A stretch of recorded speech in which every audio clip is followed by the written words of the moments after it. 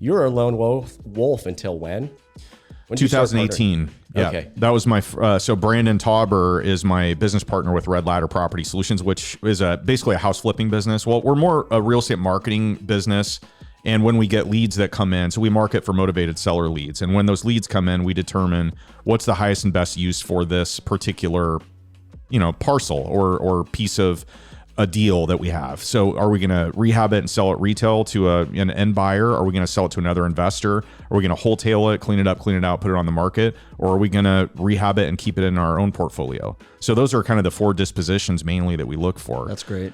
But in 2018, so that's kind of our method of generating cash and using that cash then to buy long-term assets.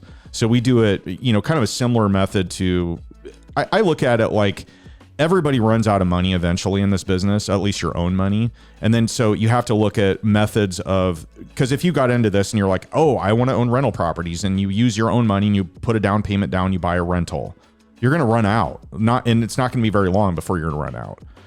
And so I say, if you want to go full time into this business, you have to figure out a way to supplement your acquisitions with cash producing events, whether that's you're a broker, whether you work for a property management company or own a property management company, whether you're flipping houses, wholesaling, whatever those things are, generate some, or you're syndicating and you're making an asset management fee or an acquisition fee. All those things generate cash that you can use to pay bills and then reinvest that cash into long-term assets.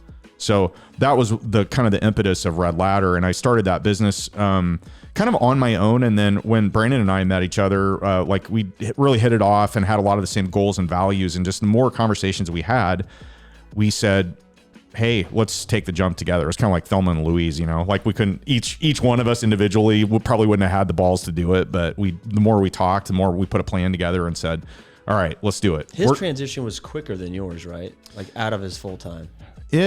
Well, we left at the same time. He actually moved to Omaha and bought a Homevestors franchise.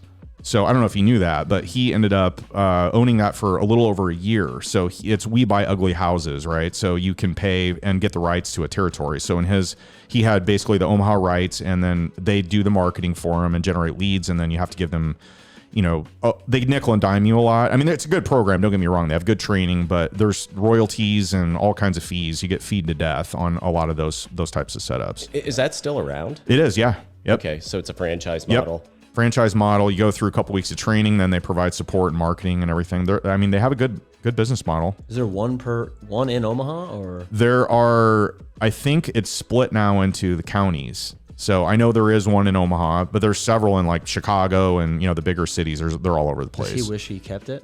No. He was scared about leaving because didn't want, they have some teeth to their non-compete and so forth, and as they should. But we basically found a way out of that, and when we hit the ground running.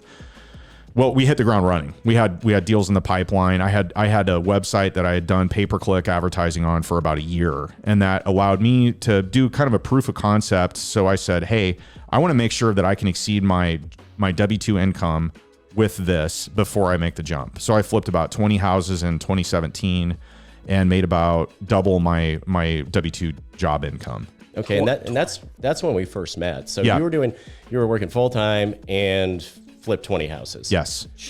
Yeah. But I was by myself. So I wasn't going out swinging a hammer, right? So the leads would come in just like they do now. I'd answer the phone calls. I'd make the appointments. I'd go out, walk through the house. I'd get the deal under contract, close on it.